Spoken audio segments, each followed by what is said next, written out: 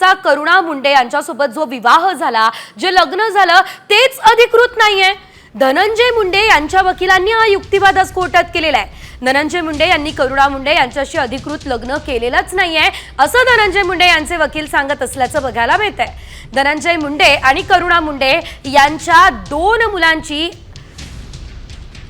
आई-वडील नेमके कोण हा सवाल देखील यावेळेस उपस्थित करण्यात आला। न्यायाधीशांनी धनंजय मुंडे यांच्या वकिलांना हा सवाल उपस्थित केलेला आहे। मात्र धनंजय मुंडेंनी मुलांना स्वीकारलंय पण त्यांच्या आईशी लग्न केलेलं नाही असं धनंजय मुंडे यांचे वकील म्हणाले।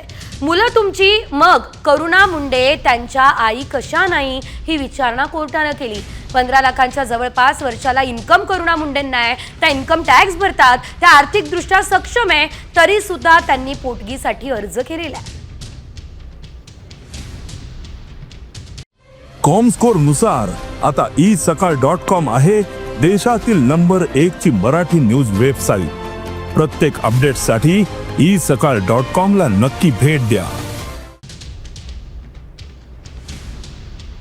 तर या संदर्भात आपण जर बघितलं तर हा युक्तिवाद जो आहे तो सध्या सुरू आहे। एकंदरीत पोटगीसाठी करुणा मुंडे यांनी अर्ज केलेला आहे आणि त्यावरून आता हा युक्तिवाद सुरू आहे।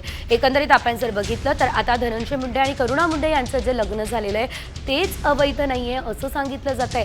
त्यामुळे आता जर हे लग्न अवैध नसेल तर त्यांच्या दोन्ही अपत्यांचे आईवडील नेमके कोण हा सवाल कोर्टाकडून उपस्थित करण्यात आला आणि या संदर्भात जर आपण बघितलं तर आता युक्तिवाद जो आहे तो धनंजय मुंडे यांचे वकील यांनी कोर्टामध्ये केला असल्याचं बघायला मिळालं। पोटगीसाठी करुणा मुंडे यांनी अर्ज केलेला होता आणि त्या प्रकरणावरती हा जो निकाल आहे, ही जी सुनावणी आहे तो सुरू आहे। नेमका युक्तिवाद काय सुरू आहे आपण बघूयात। मुंडेंच्या वकिलांनी युक्तिवाद केलाय। धनंजय मुंडेंनी करुणा मुंडेंशी अधिकृत लग्न केलेलं नाही असं मुंडेंच्या वकिलांचं म्हणणं आहे। करुणा यांच्या दोन्ही मुलांना स्वीकारलेलं आहे मात्र अधिकृत लग्न नाही असं देखील ते म्हणतायत। त्या 2 मुलांचे मग आई वडील कोण अशी विचारणा कोर्टाने या दरम्यान केली आहे। धनंजय मुंडेंनी मुलांना स्वीकारलं, आईशी लग्न केलं नाही असं वकिलांनी म्हटलंय। करुणा मुंडे आर्थिकदृष्ट्या सक्षम आहेत असं मुंडेंच्या वकिलांनी सांगितलं।